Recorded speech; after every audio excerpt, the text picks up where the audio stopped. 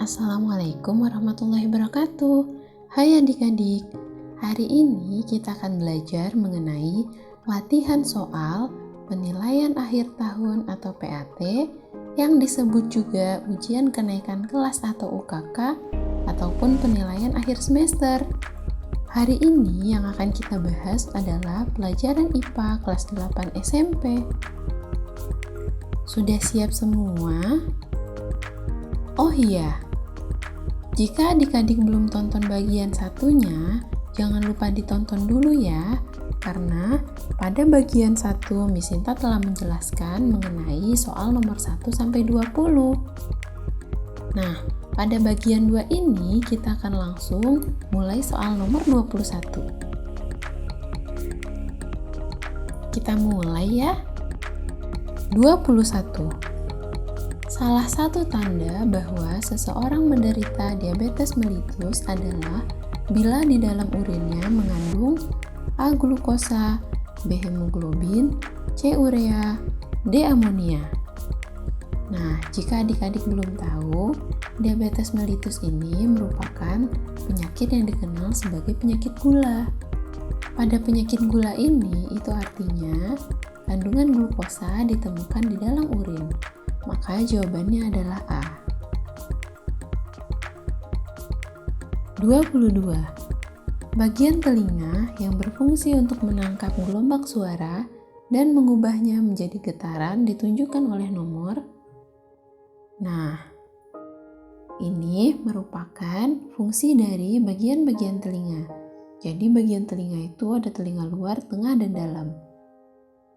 Di sini soalnya bertanya mengenai bagian telinga untuk menangkap gelombang suara dan mengubahnya menjadi getaran. Nah, berarti ini bagian yang ini ya.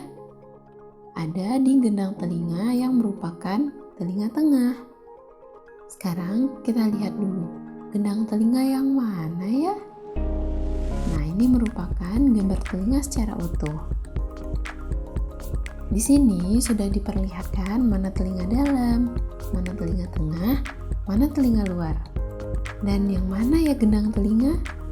Gendang telinga merupakan yang ini. Jika kita cocokkan dengan gambar yang ada di soal, ternyata gendang telinga adalah bagian yang di nomor 3.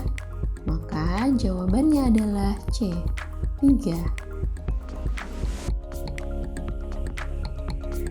23. Perbedaan yang mendasar antara gelombang transversal dan gelombang longitudinal adalah, adik-adik masih ingat mengenai gelombang transversal dan longitudinal? Yang begini loh. Yang di atas ini merupakan gelombang longitudinal. Sedangkan yang transversal ini misalnya adalah tali yang diikatkan kemudian kita goyangkan. Bedanya, gelombang longitudinal ini getaran dan rambatannya searah. Bisa dilihat ya di gambar. Sedangkan pada gelombang transversal, getarannya berupa bukit dan rambatannya berupa lembah, ternyata tegak lurus. Jadi yang satu searah, yang satunya lagi tegak lurus. Maka perbedaannya adalah terletak pada arah rambat dan arah getarnya. Jawabannya C. 24. Sebuah penggaris plastik digetarkan di atas sebuah meja seperti gambar berikut. Jumlah getaran yang terjadi selama penggaris plastik bergerak dari CB adalah, nah, getaran merupakan satu buah getaran jika dimulai dari, misalnya dari C sampai ke C lagi. Berarti C ke B, B ke A ke B, B ke C. Itu baru satu getaran. Berarti kalau dari C ke B aja itu baru seperempat, B ke A seperempat, A ke B seperempat, B ke C seperempat. Jadi setelah C sampai C ini barulah menjadi satu getaran ya. Nah, ternyata lanjut dari C sampai lagi ke B, maka ditambah 1/4 getaran lagi. Totalnya ternyata ada 5/4 getaran. Yang mana 5/4 sama dengan 1/4 getaran. Maka jawaban yang tepat adalah C. Ingat ya, kalau mulainya dari A, ketika dia kembali ke A lagi, itu baru 1. Jadi karena ini dari C, ketika dia kembali ke C lagi, itu dihitung 1. 25. Sebuah gelombang merambat dengan kecepatan 340 meter per second. Jika frekuensi gelombang adalah 40 Hz, panjang gelombang dari gelombang tersebut adalah... Nah, kita harus tahu rumusnya ya. Di sini telah diketahui bahwa kecepatannya 340 meter per second. Frekuensinya adalah 40 Hz. Yang ditanya panjang gelombang atau lambda. Adik-adik masih ingat rumusnya? Lambda merupakan kecepatan dibagi dengan frekuensi. Tinggal kita masukkan angkanya ya. Berarti lambda sama dengan 340 dibagi 40, yaitu 8,5 meter. Jadi panjang gelombangnya adalah 8,5 meter. 26. Dua bandul yang dapat mengalami resonansi adalah... Adik-adik masih tahu resonansi? Resonansi bunyi merupakan peristiwa ikut bergetarnya suatu benda akibat getaran yang dihasilkan oleh sumber bunyi. Jadi nih, kalau bahasa singkatnya kita, benda kan kita getarkan. Nah, jadi ada benda lain yang ikut bergetar karena sebuah benda kita getarkan. Nah, resonansi ini terjadi ketika frekuensinya sama. Kalau di dalam gambar ini, kan ini ada bandul yang digantung. Frekuensinya akan sama jika panjang talinya sama. Jadi kalau dia nanya, resonansi yang mana? Kita cari yang panjang talinya sama. Dari 1, 2, 3, 4, 5, ternyata yang memiliki panjang tali yang sama adalah 2 dan 4. Jadi, 2 dan 4 akan mengalami resonansi karena frekuensinya sama. 27. Efek pantulan bunyi yang dapat menyebabkan bunyi asli terganggu disebut... Nah, adik-adik masih ingat tidak gema dan gaung? Ada bedanya loh gema dan gaung. Di sini yang dia bilang pantulan bunyi yang dapat menyebabkan bunyi asli terganggu itu merupakan gaung. Gaung atau disebut juga kerdam adalah bunyi pantul hanya sebagian bersamaan dengan bunyi asli, sehingga menyebabkan bunyi asli terdengar tidak jelas. Jadi bunyi aslinya terganggu. Kalau gema apa ya bedanya? Jawab di kolom komentar ya. 28. Sebuah kapal sedang mengukur kedalaman laut dengan menggunakan osilator. Sebuah bunyi dengan frekuensi tertentu dipancarkan melalui air laut, dan pantulannya diterima kapal setelah 3 detik. Jika cepat rambat bunyi di air laut 1750 meter per second, maka dalamnya laut adalah... Bagaimana cara menghitungnya? Kita hitung bareng yuk. Kedalaman air laut dapat kita ukur dari gelombang suara yang dipancarkan sampai dengan gelombang suaranya balik lagi. Nah, panjang gelombang yang di laut itu kan dia mantul bolak-balik. Maka rumusnya S harus kita bagi 2. Jadi S sama dengan V kali T per 2. S sama dengan 1750 dikali 3 dibagi 2. S sama dengan 5250 dibagi 2. S sama dengan 2625. Jadi ternyata kedalaman laut adalah B, 2625 meter. Cukup mudah bukan? Jika ada yang adik-adik belum mengerti, bisa komen di bawah ya, nanti akan Misinta jelaskan ulang. 29. Bagian mata yang mengatur jumlah cahaya yang masuk ke dalam mata adalah... Nah, bagian mata ini ada banyak. Ada kornea, iris, pupil, lensa mata, dan juga retina. Di sini pertanyaannya yang mengatur jumlah cahaya yang masuk ke dalam mata. Ternyata jawabannya adalah D, iris. 30. Kelainan yang diderita oleh mata pada gambar di atas adalah... Nah, ternyata pada gambar ini merupakan ketika bayangan jatuh di depan retina. Sedangkan gambar yang di bawahnya ketika dibantu dengan lensa cekung, sehingga bayangan jatuh tepat di retina, jadinya itu mata normal.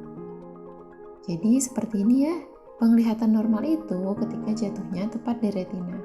Ketika di depan retina itu disebut juga miopi atau rabun jauh. Sedangkan ketika jatuhnya di belakang retina disebut juga hipermetropi atau rabun dekat. Jadi di sini yang sesuai dengan gambar itu adalah C, sehingga harus dibantu dengan kacamata minus. Kalau hipermetropi kacamatanya plus ya. Biasanya yang mengidap hipermetropi ini adalah orang-orang yang tua. Kalau yang anak-anak muda itu rata-rata itu miopi atau rabun jauh. Jadi kacamatanya minus. 31. Fenomena pada gambar di atas terjadi karena ini kan sebuah pensil yang dicelupkan ke gelas berisi air. Terlihat seolah-olah pensilnya patah. Padahal sebenarnya pensilnya utuh. Ini merupakan bentuk bukti bahwa ternyata cahaya dapat dibiaskan. Jawabannya adalah C. 32. Berikut ini yang bukan sinar-sinar istimewa pada cermin cekung adalah, jawabannya adalah C. 33. Sebuah benda yang tingginya 12 cm diletakkan 10 cm di depan cermin cembung yang jari-jari kelengkungannya 30 cm. Sifat-sifat bayangan yang dibentuk oleh cermin tersebut adalah, jadi untuk tahu sifat-sifat bayangannya kita harus tahu dulu bagaimana jarak benda dan juga bayangan. Kita hitung bareng-bareng ya. Di sini kan tadi ada diketahui ketinggian 12 cm, terus jarak benda 10 cm, lalu jari-jarinya 30 cm. Pada cermin cembung, nilai F dan R-nya itu negatif ya. Sekarang kita hitung dulu F atau fokus. F sama dengan jari-jari dibagi 2. Jadi kalau jari-jarinya 30 berarti fokusnya adalah 30 bagi 2 yaitu 15 cm. Setelah itu kita hitung jarak bayangan. Jadi kan rumusnya 1 per fokus sama dengan 1 per jarak benda ditambah 1 per jarak bayangan. Jadi kalau kita cari jarak bayangan 1 per S aksen berarti sama dengan 1 per F dikurang 1 per S. 1 per S aksen sama dengan 1 per 15 dikurang 1 per 10. Kita samakan penyebutnya, maka jadinya 4 per 60 dikurang 6 per 60.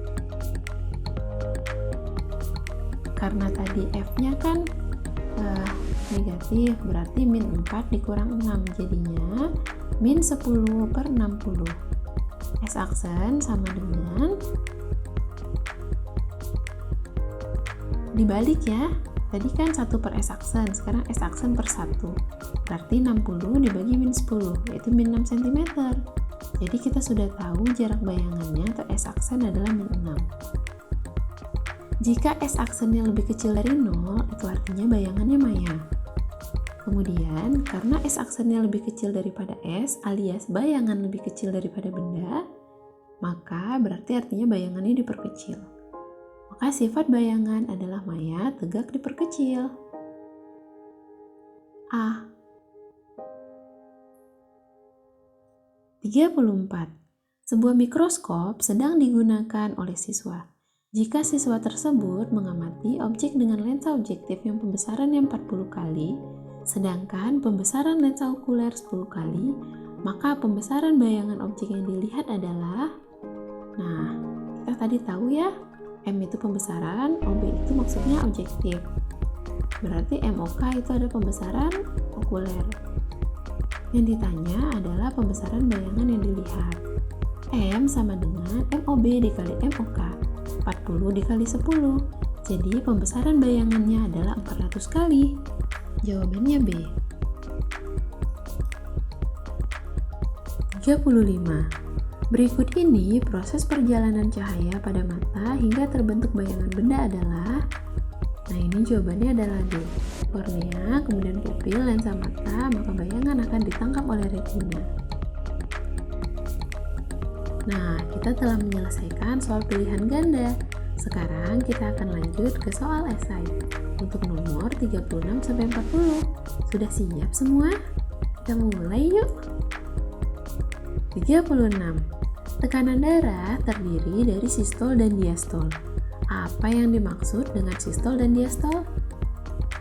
Jadi, sistol adalah tekanan darah pada saat bilik berkontraksi.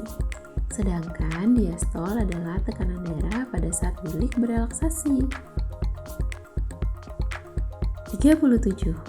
Mengapa pada saat berlari napas kita menjadi lebih cepat atau terengah-engah? Jelaskan. Adik-adik pasti sadar ya kalau misalnya kita buru-buru atau kita lari, kita ngos-ngosan atau bahasa lainnya terengah-engah. Itu karena pada saat kita berlari, tubuh kita membutuhkan lebih banyak energi. Nah, energi kan butuh oksigen. Energi itu diperoleh dari respirasi atau pernafasan. Pernafasan butuh oksigen. Sehingga semakin banyak energi yang kita butuhkan, semakin banyak juga oksigen yang harus kita hirup.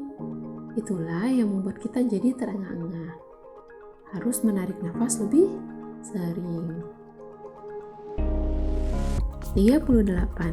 Bagaimanakah mekanisme pengaturan pengeluaran keringat dan urin pada saat cuaca dingin dan panas? Jelaskan. Nah, pada saat dingin, pori-pori kulit akan mengecil untuk membuat tubuh tetap hangat. Pada saat itu, hipotalamus mengeluarkan hormon yang mendorong ginjal mengeluarkan urin lebih banyak, sehingga produksi keringat menurun. Jadi ingat ya, ketika dingin, keringat kita berkurang, urin kita lebih banyak. Tapi pada saat panas, pori-pori akan membuka untuk melepaskan panas yang diterima tubuh. Hipotalamus mengeluarkan hormon yang mengeluarkan keringat lebih banyak. Jadi ketika keringat lebih banyak, maka urin akan berkurang. 39. Perhatikan gambar gelombang pada selingki berikut.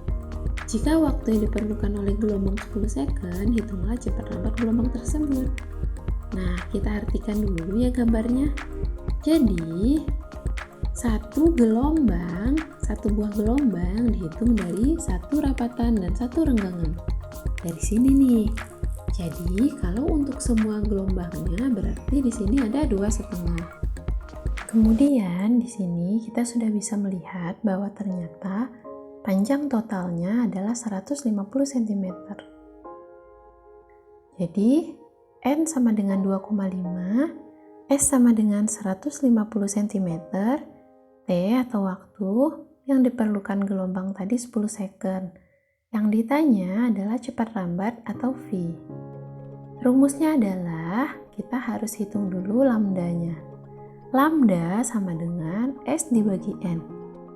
Lambda atau panjang gelombang 150 cm dibagi 2,5.